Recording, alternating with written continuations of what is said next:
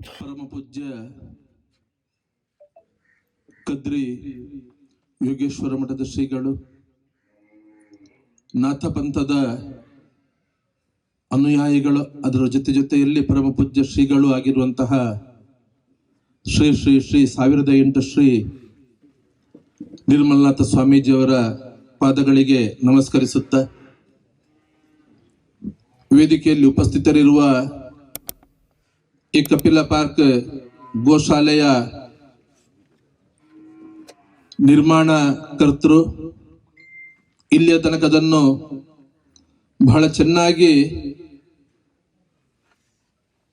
ಸಣ್ಣ 50-100 ಹಸುಗಳಿಂದ ಪ್ರಾರಂಭ ಮಾಡಿ ಇವತ್ತು ಸುಮಾರು 750ರಷ್ಟು ಬೇರೆ ಬೇರೆ ಗೋವುಗಳನ್ನು, ಕಟುಕರ ಕೈಗೆ ಹೋಗುವಂತಹ ಗೋವುಗಳನ್ನು ರಕ್ಷಣೆ ಮಾಡಿ ತಂದು ಸಾಕುತ್ತಿರುವಂತಹ ಆತ್ಮೀಯರಾಗಿರುವಂತಹ ಪ್ರಕಾಶ್ ಶೆಟ್ರೆ, ಇವತ್ತು ಇದರ ಒಂದು ಒಳ್ಳೆಯ ವ್ಯವಸ್ಥೆ ಮಾಡಬೇಕು ಅಂತ ಹೇಳಿ ರಚನೆಯಾದ ಸಮಿತಿಯ ಜೀರ್ಣೋದ್ಧಾರ ಸಮಿತಿ ಅಧ್ಯಕ್ಷರಾಗಿರುವಂತಹ ಮುಂಬೈನ ಸುರೇಶ್ ಶೆಟ್ರೆ, ಸಂಚಾಲಕರಾಗಿರುವಂತಹ ಇನ್ನೊಬ್ಬ ಆತ್ಮೀಯ ಮಿತ್ರ ಆಗಿರುವಂತಹ ರವಿ ಕಾವೂರ್ ರವರೇ, ವೇದಿಕೆಯಲ್ಲಿ ಉಪಸ್ಥಿತರಿರುವ ನನ್ನ ಸಹೋದರಿ, ಹಿಂದುಳಿದ ವರ್ಗದ ಆಯೋಗದ ಸದಸ್ಯರು ಆಗಿರುವಂತಹ ಪ್ರತಿಭಾ ಕುಳಾಯಿಯವರೇ, ಇನ್ನೋರ್ವ ಸಹೋದರಿ ಸಮಾನರಾದ ರಾಷ್ಟ್ರೀಯ ಮಹಿಳಾ ಹಕ್ಕುಗಳ ಆಯೋಗದ ಸದಸ್ಯರಾಗಿರುವಂತಹ ರಜನಿ ರಾವ್ರವರೇ, ಆಧ್ಯಾತ್ಮ ಗುರುಗಳಾಗಿರುವಂತಹ ಅರವಿಂದ ಬೆಲ್ಚಡರವರೇ, ಸೇರಿರುವಂತಹ ಎಲ್ಲ ಸಮಾಜದ ಬಂಧುಗಳೇ, ತುಳುವಲ್ಲೇ ಮಾತನಾಡೋನು, ಆದ್ರೆ ಇಲ್ಲಿ ಒಂದಷ್ಟು ಜನ ಕನ್ನಡದವರೇ ಇದ್ದಾರೆ. ಮಾತನಾಡಿದ್ದು ಏನು ಅಂತ ಹೇಳಿ ಅರ್ಥ ಆಗದಿದ್ರೆ ಮಾತನಾಡಿದ್ದು ವ್ಯರ್ಥ ಆಗ್ತದೆ. ಹಸುವಿನ ಬಗ್ಗೆ ಮಾತನಾಡಬೇಕು ಅಂತ ಹೇಳಿಕೊಂಡು ಮೊನ್ನೆ ರವಿ ಅವರು ಹೇಳಿದ್ರು. ಆದ್ರೆ ನೋಡಿದ್ರೆ, ಸಮಯ ನೋಡಿದ್ರೆ, ವೇದಿಕೆಯಲ್ಲಿರುವಂತಹ ಎಲ್ಲ ಅತಿಥಿಗಳನ್ನು ನೋಡಿದ್ರೆ, ಎಲ್ಲರೂ ಮಾತನಾಡಿ ಹೊರಟ್ರೆ 1-1.5 ತಾಸು ಸಭೆಗೆ ಬೇಕಾಗ್ತದೆ. ಸಂಕ್ಷಿಪ್ತವಾಗಿ ಹಸುವಿನ ಬಗ್ಗೆ ಒಂದು ನೆನಪು ಮಾಡಿಕೊಡುವಂತ ಪ್ರಯತ್ನವನ್ನು ಮಾತ್ರ ಮಾಡ್ತೇನೆ ನಾನು. ಒಬ್ರು ಕವಿ ಹಸುವಿನ ಬಗ್ಗೆ ಬರೀತಾರೆ, ಹಾದಿ ಬೀದಿಯಲ್ಲಿರುವ ಕಸಕಡ್ಡಿಗಳ ನಾ ತಿಂದು ನಿನಗಮೃತವಿವೆ, ಅದ ಕುಡಿದು ನನಗೆರಡು ಬಗೆವ ನೀನಾರಿಗಾದೆಯೋ ಹುಲುಮಾನವ, ಇಟ್ಟರೆ ಸೆಗಣಿಯಾದೆ, ತಟ್ಟಿದರೆ ಭರಣಿಯಾದೆ, ಸುಟ್ಟರೆ ನೊಸಳಿಗೆ ವಿಭೂತಿಯಾದೆ, ನೀನಾರಿಗಾದೆಯೋ ಹುಲುಮಾನವ ಅಂತ ಹೇಳಿಕೊಂಡು ಹಸುವನ್ನು ಮತ್ತು ಮನುಷ್ಯನನ್ನು ಪರಸ್ಪರ ಹೋಲಿಕೆ ಮಾಡಿಕೊಂಡ ಗೋವಿನ ಹಾಡನ್ನ ಕವಿ ಬರೀತಾರೆ. ನಾವೆಲ್ಲರೂ ಹೇಳ್ತೇವೆ, ಮನುಷ್ಯ ಜನ್ಮ ಶ್ರೇಷ್ಠ ಜನ್ಮ, ಇದರಷ್ಟು ಶ್ರೇಷ್ಠವಾದಂತಹ ಜನ್ಮ ಇನ್ನೊಂದು ಇಲ್ಲ ಅಂತ ಹೇಳಿಕೊಂಡು. ಆದ್ರೆ ಶ್ರೇಷ್ಠತೆ ಕನಿಷ್ಠತೆ ಇದನ್ನು ಬಹುಶಃ ಯೋಚನೆ ಮಾಡಿದ್ರೆ ಮನುಷ್ಯನ ಜನ್ಮ ಶ್ರೇಷ್ಠ ಅಲ್ಲ. ನಾವದನ್ನು ಶ್ರೇಷ್ಠವಾಗಿ ಪ್ರಯತ್ನ ಮಾಡಿಕೊಂಡು ನಾವು ಅದನ್ನು ಶ್ರೇಷ್ಠವಾಗಿ ರೂಪುಗೊಳಿಸಿದ್ರೆ ಮಾತ್ರ ಮನುಷ್ಯನ ಜನ್ಮ ಶ್ರೇಷ್ಠ ಆಗ್ತದೆ. ಬಿಟ್ರೆ ಹುಟ್ಟಿನಿಂದ ಶ್ರೇಷ್ಠವಾದಂತಹ ಯಾವುದಾದ್ರೂ ಒಂದು ಪ್ರಾಣಿ ಜಗತ್ತಿನಲ್ಲಿದ್ರೆ ಅದು ಹಸು ಬಿಟ್ಟು ಇನ್ನೊಂದು ಪ್ರಾಣಿ ಇಲ್ಲ ಅಂತ ಹೇಳಿಕೊಂಡು ನಾವೆಲ್ಲರೂ ಮನಪೂರ್ವಕವಾಗಿ ಇವತ್ತು ಒಪ್ಪಿಕೊಳ್ಳೇಬೇಕಾಗಿದೆ. ಯಾಕಂತೇಳಿ ಹಾಡಲ್ಲಿ ಹೇಳಿದ ಹಾಗೆ, ಬೆಳಿಗ್ಗೆ ಹಸುವನ್ನು ಹೊರಗಡೆ ಬಿಟ್ಟರೆ ಸಿಕ್ಕಿದ್ದನ್ನು ತಿಂದುಕೊಂಡು, ಸಿಕ್ಕಿದ್ದನ್ನು ಮೇದುಕೊಂಡು, ರಾತ್ರಿ ಸಂಜೆ ಹೊತ್ತಿಗೆ ಗೋಧೂಳಿ ಮುಹೂರ್ತದಲ್ಲಿ ವಾಪಸ್ ಹಟ್ಟಿಗೆ ಬಂದಂತಹ ಹಸು ಕೊಡುವಂತಹ ಅಮೃತ ಸದೃಶವಾದಂತಹ ಹಾಲು ಏನಿದೆ, ಅದರ ಮುಂದೆ ಬೇರೆ ಯಾವುದೂ ಇಲ್ಲ ಅಂತ ಹೇಳಿಕೊಂಡು ತಿಳಿದವರು ಹೇಳ್ತಾರೆ.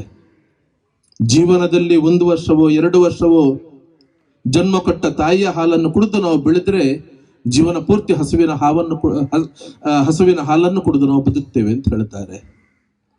ಹೇಗೆ ಬದುಕಬೇಕು, ಮನುಷ್ಯನ ಜೀವನ ಶ್ರೇಷ್ಠವಾಗಬೇಕಿದ್ರೆ ಮನುಷ್ಯನ ಜೀವನ ಹೇಗಿರ್ಬೇಕು ಅಂತ ಕೇಳಿದ್ರೆ ತಿಳಿದವರು ಹೇಳಿರುವಂಥದ್ದು ಮತ್ತೆ ಹೇಗೆ ಅಂತ ಕೇಳಿದ್ರೆ, ಹೇಗೆ ಮರ ಬದುಕ್ತದೆ, ಹೇಗೆ ನದಿ ಬದುಕ್ತದೆ, ಹೇಗೆ ಹಸು ಬದುಕ್ತದೆ, ಆ ರೀತಿ ನೀನು ಬದುಕಬಹುದಾ? ಬೇರೆದ್ದನ್ನು ನಾನು ಇವತ್ತು ವಿಶ್ಲೇಷಣೆ ಮಾಡುವುದಿಲ್ಲ. ಹಸುವಿನ ಬಗ್ಗೆ ಮಾತ್ರ ಸ್ವಲ್ಪ ವಿಶ್ಲೇಷಣೆ ಮಾಡಲಿಕ್ಕೆ ಬಯಸ್ತೇನೆ ನಾನು.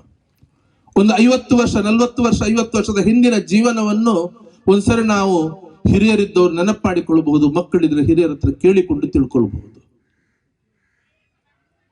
ಮನುಷ್ಯ ಜೀವನ ಶ್ರೇಷ್ಠ, ಮಕ್ಕಳು ಅಂತ ಹೇಳಿದ್ರೆ ದೇವರ ಸಮಾನ ಅಂತ ಹೇಳ್ತೇವೆ. ಆದ್ರೆ ಆ ಸಣ್ಣ ಮಗು ಮನೆ ಒಳಗಡೆ ಎಲ್ಲಿಯಾದ್ರೂ ಮಲಮೂತ್ರ ವಿಸರ್ಜನೆ ಮಾಡಿದ್ರೆ 5 ನಿಮಿಷ ಒಳಗಡೆ ತೆಗೆದು ಸ್ವಚ್ಛ ಮಾಡದಿದ್ರೆ ಮನೆ ಇಡೀ ಒಂದು ದುರ್ವಾಸನೆ ಇಡೀ ಮನೆಯಲ್ಲಿ ವ್ಯಾಪಿಸಿಕೊಳ್ಳುತ್ತದೆ.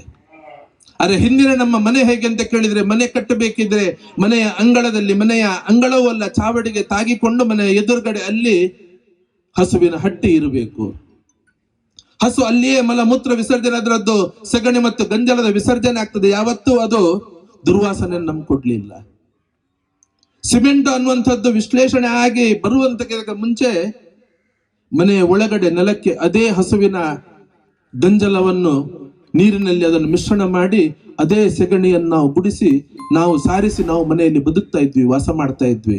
ಬಹುಶಃ ಇವತ್ತು ಕೆಲವೊಂದು ಕಡೆ ಹಳ್ಳಿಗೆ ಹೋದ್ರೆ ಇವತ್ತಿಗೂ ಅದೇ ಇದೆ, ಇವತ್ತಿಗೂ ಅದೇ ಇದೆ. ಇವತ್ತು ವಾಹನಗಳ ಓಡಾಟಕ್ಕಿದೆ.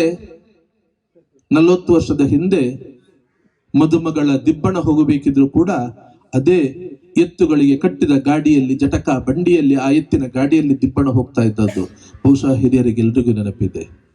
ಇವತ್ತೆಲ್ಲೋ ಟ್ರ್ಯಾಕ್ಟರ್ಗಳು, ಟಿಲ್ಲರ್ಗಳು ಬಂದಿರಬಹುದು ಗದ್ದೆ ಉಳ್ಳಿಕ್ಕೆ. ಅವತ್ತು ಅದೇ ಎತ್ತುಗಳು, ಕೋಣಗಳು ಮೇಲ್ಗಡೆ ಉತ್ತರ ಕರ್ನಾಟಕಕ್ಕೆ ಹೋದ್ರೆ, ಉತ್ತರ ಭಾರತಕ್ಕೆ ಹೋದ್ರೆ ಹೋರಿಗಳು ಇದೇ ಗದ್ದೆಯನ್ನು ಉಳುವುದಕ್ಕೆ ಉಪಯೋಗ ಮಾಡ್ತಾ ಇದ್ವಿ. ಹಸುವನ್ನು ಬಿಟ್ಟು, ಗೋವಂಶವನ್ನು ಬಿಟ್ಟು ಬೇರೆ ಯಾವುದನ್ನು ನಾವು ಯೋಚನೆ ಮಾಡ್ಲಿಕ್ಕೆ ಸಾಧ್ಯವೇ ಇರಲಿಲ್ಲ. ಜೀವನ ಇರಲೇ ಇಲ್ಲ. ಗೋವಿನಿಂದ ಜೀವನ, ಗೋವಿನ ಜೊತೆಯಲ್ಲಿ ನಮ್ಮ ಜೀವನ. ಅದರ ಮೂಲಕವೇ ಭಾರತ ಹಳ್ಳಿಗಾಡಿನ ಆ ಗೋ ಜೀವನದ ಆಧಾರದ ಮೇಲೆಯೇ ಬೆಳೆದು ಬಂದು ನಿಂತಹ ಭಾರತ ರೈತಾಪಿ ವರ್ಗದಿಂದಲೇ. ಅದು ಹಸು. ಅಂತ ಹಸು, ಅದರ ಕರುವಿಗೆ ಹಾಲು ಇಲ್ಲಂತೂ ಕರುವನ್ನು ಬಿಟ್ಟು ಬಿಡ್ತಾರೆ. ಹಸುವಿನ ಹಾಲು ಬೇರೆದಕ್ಕೆ ಉಪಯೋಗ ಆಗೋದಿಲ್ಲ, ಅದು ಎಲ್ಲವೂ ಕರುವಿಗೆ ತಿನ್ನಲಿಕ್ಕೆ. ಆದ್ರೆ ಆ ಕರುವಿಗೆ ತಿನ್ನಲಿಕ್ಕೆ ಬಿಡದೆ ನಾವು ಒಂದು ಸರಿ ಹಾಲು ಉಡಿಸುವುದಕ್ಕೋಸ್ಕರ ಮಾತ್ರ ಅದನ್ನು ಬಿಟ್ಟು ಆಮೇಲೆ ಎಳೆದು ಕಟ್ಟಿ ಹಾಕಿದ್ರು ಕೂಡ ತನ್ನ ಮಗುವಿಗೆ ಎಷ್ಟು ಪ್ರೀತಿಯಿಂದ ಹಾಲನ್ನು ಆ ಹಸು ಉಣಿಸ್ತದೆ, ಅಷ್ಟೇ ಪ್ರೀತಿಯಿಂದ ಹಾಲು ಕರೀಲಿಕ್ಕೆ ಬಂದವರಿಗೆ ಕೂಡ ಆ ಹಾಲನ್ನು ಕೊಟ್ಟು, ಅದನ್ನು ಹಾಲನ್ನು ಕರೆಯಲು ಬಂದವರಿಗೆ ಕೊಟ್ಟು ಅದನ್ನು ಇಳಿಸಿಬಿಟ್ಟು ತನ್ನ ಎಲ್ಲವನ್ನು ಕೊಟ್ಟು ಆ ಹಸು ಬದುಕ್ತದೆ. ಯಾವತ್ತೂ ಅದನ್ನು ಕರೀಲಿಕ್ಕೆ ಬಂದವರಿಗೆ ಕಾಲಿನಿಂದ ಒದಿಯುವಂತ ಕೆಲಸವನ್ನು ಆ ಹಸು ಮಾಡಲಿಲ್ಲ. ಅಷ್ಟೇ ಪ್ರೀತಿಯಿಂದ ನೆಕ್ಕಿ, ಆ ಮಗುವನ್ನು ಎಷ್ಟು ಪ್ರೀತಿಯಿಂದ ನೆಕ್ತದೋ ಅಷ್ಟೇ ಪ್ರೀತಿಯಿಂದ ನೆಕ್ಕಿ ಆ ಹಸು ತನ್ನನ್ನು ತಾನು ಜೋಡಿಸಿಕೊಳ್ತದೆ. ಇಷ್ಟು ಮಾತ್ರ ಹಸು ಅಲ್ಲ, ಸತ್ತ ಮೇಲೆ ಕೂಡ ಇವತ್ತೇನು ನಾವು ಚರ್ಮದ ಚಪ್ಪಲಿ, ಚರ್ಮದ ಬ್ಯಾಗ್ಗಳಿರ್ಬೋದು, ಎಲ್ಲವೂ ಕೂಡ ಆ ಹಸು, ಎಮ್ಮೆ, ಎತ್ತು ಇದರ ಚರ್ಮದಿಂದ ತಯಾರಿಸಿದಂತ ವಸ್ತುಗಳೇ ಇವತ್ತು ನಮ್ಮ ಜೊತೆಯಲ್ಲಿರುವಂಥದ್ದು. ಸತ್ತ ಮೇಲೆ ಕೂಡ ಮತ್ತೆ ಹಸುವನ್ನು ಕೊಂಡೋಗಿ ಗದ್ದೆಯಲ್ಲಿ ಹುತ್ತರೆ ಮತ್ತೆ ಅದು ಗೊಬ್ಬರ ಆಗಿ ಪರಿವರ್ತನೆ ಆಗ್ತದೆ, ಮತ್ತೆ ಗೊಬ್ಬರ ಆಗಿ ಪರಿವರ್ತನೆ ಆಗ್ತದೆ. ಹಾಗಾಗಿ ಹೇಳ್ತಾರೆ, ತಿಳಿದವರು ಹೇಳ್ತಾರೆ, ಬದುಕು, ನಿಮ್ಮ ಜೀವನ ಸಾರ್ಥಕ ಆಗಬೇಕಿದ್ರೆ ಮರದ ಹಾಗೆ ಬದುಕು, ನದಿಯ ಹಾಗೆ ಬದುಕು, ಕೊನೆಯದಾಗಿ ಆ ಹಸುವಿನ ಹಾಗೆ ಜೀವನ ಪೂರ್ತಿ ನಿನಗೆ ಯಾವುದೆಲ್ಲ ಸಾಧ್ಯ ಇದೆ ಅದನ್ನು ಸಮಾಜಕ್ಕೆ ಕೊಟ್ಟು ಕಷ್ಟದಲ್ಲಿರುವವರ, ನೊಂದವರ ಕಣ್ಣೀರನ್ನು ಒರೆಸ್ಲಿಕ್ಕೆ, ಅವರ ಜೀವನವನ್ನು ಉದ್ಧಾರ ಮಾಡಲಿಕ್ಕೆ ಮಾತ್ರ ಬದುಕುವುದಲ್ಲ, ಸತ್ತ ನಂತರ ಕೂಡ ಒಂದು 4 ಜನ ನಿನ್ನನ್ನು ನೋಡುವಂತಹ ಜೀವನವಾಗಿ, ನಿನ್ನನ್ನು ನೆನಪಿಸಿಕೊಳ್ಳುವಂತಹ ಜೀವನಾಗಿ ನಿನ್ನ ಜೀವನವನ್ನು ನೀನು ಪರಿವರ್ತನೆ ಮಾಡಿಕೊಳ್ಳಬಹುದಾ? ಅದೇ ಮೋಕ್ಷದ ಹಾದಿ. ಅದನ್ನು ಬಿಟ್ಟು ಬೇರೆ ಜೀವನ ಇಲ್ಲ. ಧರ್ಮದ ಹಾದಿಯಲ್ಲಿ ನಡೆದು ಈ ರೀತಿ ನಿನ್ನ ಜೀವನ ನಡೆಸಿಕೊಂಡ್ರೆ ಅದು ನಿನ್ನ ಮೋಕ್ಷದ ಹಾದಿ ಅಂತ ಹಿರಿಯರು ಹೇಳಿದ್ರು. ಅಂತ ಹಸು ಇವತ್ತು ನಾವು ಮುಕ್ಕೋಟಿ ದೇವತೆಗಳು ಅದರಲ್ಲಿ ಇದ್ದಾರೆ ಅಂತ ಹೇಳಿಕೊಂಡು ಅದನ್ನು ಪೂಜೆ ಮಾಡಬೇಕು, ಅದನ್ನು ಸಾಕಬೇಕು ಅಂತ ಹೇಳಿಲ್ಲ. ಯಾವ ಹಸು ನಮಗೋಸ್ಕರ ಬದುಕ್ತದೆ, ಯಾವ ಹಸುವಿನನ್ನು ಅವಲಂಬನೆ ಮಾಡಿಕೊಂಡು ಇವತ್ತಿಗೂ ಕೂಡ ಆ ಹಸುವಿನ ಹಾಲಿನಿಂದ ಅದರಿಂದ ಸಿಗುವಂತಹ ಬೆಣ್ಣೆಯನ್ನು ಮಾರಿಕೊಂಡು, ತುಪ್ಪವನ್ನು ಮಾರಿಕೊಂಡು, ಅಥವಾ ಅದರ ಸಗಣಿಯನ್ನು ಮಾರಿಕೊಂಡು ಇವತ್ತಿಗೂ ಜೀವನ ನಡೆಸುವಂತಹ ಮನೆಗಳಿದೆ, ಸಂಸಾರಗಳಿದೆ. ಅಂಥ ನಮಗೋಸ್ಕರ ಬದುಕುವ ಹಸುವನ್ನು ಆ ಕೃತಜ್ಞತೆಯಿಂದ ನಾವು ಇವತ್ತು ಸ್ಮರಿಸಿಕೊಳ್ಳಬೇಕಾಗಿದೆ. ಅದಕ್ಕೋಸ್ಕರವೇ ಹಿರಿಯರು ದೀಪಾವಳಿಯ ದಿವಸ ಆ ಹಸುವಿಗೆ ಸ್ನಾನ ಮಾಡಿಸಿ, ಆ ಹಸುವಿಗೆ ಹೂಮಾಲೆ ಹಾಕಿ, ಆ ಹಸುವಿಗೆ ಅಲಂಕಾರವನ್ನು ಮಾಡಿ, ಯಾವ ತಿಂಡಿಯನ್ನು ದೀಪಾವಳಿ ದಿವಸ ಮಾಡ್ತೇವೆ, ಅದು ಅವಲಕ್ಕಿ ಇರಬಹುದು ಅಥವಾ ತುಳುವಿನಲ್ಲಿ ಗಟ್ಟಿ ಅಂತ ಏನು ಹೇಳುತ್ತಾರೆ, ಆ ಸಿಹಿ ತಿನಸನ್ನು ಮೊದಲು ಹಸುವಿಗೆ ಕೊಟ್ಟು ಆಮೇಲೆ ಕನಿಷ್ಠ ಜೀವನದಲ್ಲಿ ಒಂದು ದಿವಸ ಆದರೂ ಅದನ್ನು ನೆನಪು ಮಾಡಿಕೊಟ್ಟು, ಅದರ ಪಾವಿತ್ರ್ಯತೆಯನ್ನು ಮಾತ್ರ ಅಲ್ಲ ಅದರ ಅವಶ್ಯಕತೆಯನ್ನು ಕೂಡ ನೆನಪಿಸಿಕೊಂಡು, ಆ ಹಸುವಿನಿಂದಾಗಿ ನಿನ್ನ ಜೀವನ ಇದೆ, ಸಾರ್ಥಕ ಆಗ್ತಾ ಇದೆ ಅನ್ನೋದು ನೆನಪಿಸಿಕೊಂಡು ನೀನು ಬದುಕು ಅಂತ ಹೇಳೋದಕ್ಕೋಸ್ಕರ ಗೋಪೂಜೆಯ ಇಂತಹ ದಿವಸ, ಈ ದಿವಸದಲ್ಲಿ ಗೋವಿನ ಪೂಜೆಯನ್ನು ನಮಗೆ ಮಾಡುವುದನ್ನು ಕಲಿಸಿಕೊಟ್ರು. ಈ ನೆಲ ಗೋಪಾಲಕ ಶ್ರೀಕೃಷ್ಣನ ನೆಲ. ಇವತ್ತು ಅದನ್ನು ಮತ್ತೊಂದು ರೀತಿಯಲ್ಲಿ ಪ್ರಕಾಶರು ತನ್ನ ಸ್ವಂತ ಜಮೀನು, 5 ಎಕರೆ ಜಮೀನು, ಅವತ್ತೊಂದಿಲ್ಲಿ ಸಂಘರ್ಷವು ನಡೆದಿತ್ತು. ಕೋಸ್ಟ್ ಗಾರ್ಡ್ನವರಿಗೆ ಸಂಬಂಧಪಟ್ಟಂತಹ, ತಟರಕ್ಷಕ ಪಡೆಯವರಿಗೆ ಸಂಬಂಧಪಟ್ಟ ಜಮೀನು ಅನ್ನುವಂಥ ಪ್ರಶ್ನೆ ಬಂದು ಇದನ್ನು ತೆಗೆದಂತಹ ಸಂದರ್ಭದಲ್ಲಿ ಬಹಳ ಗಟ್ಟಿಯಾಗಿ ನಿಂತುಕೊಂಡು, ಯಾರದ್ದೇ ಸಹಕಾರ ಇಲ್ಲದೆ ಇದ್ರು, ಆಡಳಿತ ಎಲ್ಲವೂ ವಿರುದ್ಧ ಇದ್ದರೂ ಕೂಡ ಮತ್ತೆ ಗಟ್ಟಿಯಾಗಿ ನಿಂತುಕೊಂಡು ತನ್ನ ಜಾಗವನ್ನು ಉಳಿಸಿಕೊಂಡು ಇವತ್ತು 5 ಎಕರೆ ಭೂಮಿಯನ್ನು ಆ ಗೋಪಾಲಕ ಕೃಷ್ಣನ ರೀತಿಯಲ್ಲಿ ಮತ್ತೆ ಗೋವುಗಳನ್ನು ಸಾಕುವುದಕ್ಕೋಸ್ಕರ ಇವತ್ತು ಕಪಿಲ ಗೋಶಾಲೆ ಟ್ರಸ್ಟ್ಗೆ, ಯಾಕಂತ ಹೇಳಿದ್ರೆ ಇಷ್ಟು ದೊಡ್ಡ ಸಂಖ್ಯೆಯಲ್ಲಿ ಕಪಿಲ ಹಸುಗಳು ಕೂಡ ಬೇರೆ ಕಡೆ ಇಲ್ಲ. ಮಲೆನಾಡು ಗಿಡ್ಡ ಇರಬಹುದು, ಕೇರಳದ ಗಿಡ್ಡ ಇರಬಹುದು, ಅದರ ಜೊತೆಯಲ್ಲಿ ಗೀರ್ ಇರಬಹುದು, ಇಂಥ ಎಲ್ಲ ಹಸುಗಳನ್ನು 700ಕ್ಕಿಂತ ಹೆಚ್ಚು ಹಸುಗಳನ್ನು ಸಾಕಿಕೊಂಡು ಆ ಗೋವುಗಳ ರಕ್ಷಣೆಯನ್ನು ಮಾಡ್ತಾ ಇದ್ದಾರೆ. ಸುರೇಶ್ ಟಂಟಲ್ ನಂದು ವಿನಂತಿ ಇದೆ, ಯಾವೊಂದು ಯೋಚನೆಗೆ ಇವತ್ತು ಇಳಿದಿದ್ದೀರಿ, ಇದರಲ್ಲಿ ಸೇವೆ ಒಂದು ಭಾಗ, ಖಂಡಿತ ದೊಡ್ಡ ಭಾಗ, ಆದ್ರೆ ಕನಿಷ್ಠ ಪಕ್ಷ ಇದನ್ನು ಸಾಕುವುದಕ್ಕೋಸ್ಕರ ಏನು ವ್ಯವಸ್ಥೆ ಬೇಕು, ಏನು ಆರ್ಥಿಕ ಸಹಾಯ ಬೇಕು. ಹೊರಗಡೆಯಿಂದ ಪ್ರತಿ ಸರಿ ಬೇಡಿ ತರುವುದಕ್ಕಿಂತಲೂ ಇದನ್ನೇ ಒಂದು ಸಾಕುವ ಉದ್ಯಮ ಆಗಿ, ಅದಕ್ಕೆ ಬೇಕಾದಂತಹ ಆರ್ಥಿಕ ಸಂಪನ್ಮೂಲತೆಯನ್ನು ಕ್ರೋಢೀಕರಿಸುವ ಉದ್ಯಮ ಆಗಿ ಇದನ್ನು ಹೇಗೆ ಬೆಳೆಸಿಕೊಳ್ಳಬಹುದು, ಅದನ್ನು ಉಪಯೋಗ ಮಾಡಿಕೊಂಡು ಇಲ್ಲಿಯೋ ತೋಟಗಳನ್ನು ಹೇಗೆ ಬೆಳೆಸಿಕೊಳ್ಳಬಹುದು, ಅದರ ಗೋಮೂತ್ರ ಇವತ್ತು ಏನಿದೆ, ಹಸುವಿನ, ಕಪಿಲ ಹಸುವಿನದ್ದಿರಬಹುದು, ಗಿಡ್ಡ ಹಸುವಿನದ್ದಿರಬಹುದು, ಗೋಮೂತ್ರ, ಗೋ ಉತ್ಪನ್ನಗಳಿಗೆ ಏನೆಲ್ಲ ಇವತ್ತು ದಾರಿಗಳಿದೆ, ಬೇರೆ ಬೇರೆ ರೋಗಗಳಿಗೆ ಆಗುವಂತಹ ಔಷಧಿಯನ್ನು, ಸೌಂದರ್ಯವರ್ಧಕ ವಸ್ತುಗಳಿಂದ ಉಪಯೋಗ ಮಾಡಲಿಕ್ಕೆ ಇವತ್ತು ಹೇಗೆ ಉಪಯೋಗಿಸಿಕೊಳ್ತಾ ಇದ್ದಾರೆ, ಅದನ್ನು ಕೂಡ ಉಪಯೋಗ ಮಾಡಿಕೊಂಡು ಆ ಫ್ಯಾಕ್ಟರಿಯನ್ನು ಮಾಡಿಕೊಂಡು ಇಲ್ಲಿಯೇ ಇದನ್ನು ಒಂದು ಸ್ವಾವಲಂಬಿ ಉದ್ಯಮವನ್ನಾಗಿ ಮಾಡುವಂತಹ ಯೋಚನೆ ಮಾಡಿಕೊಂಡು ಬೆಳೆಸಿ.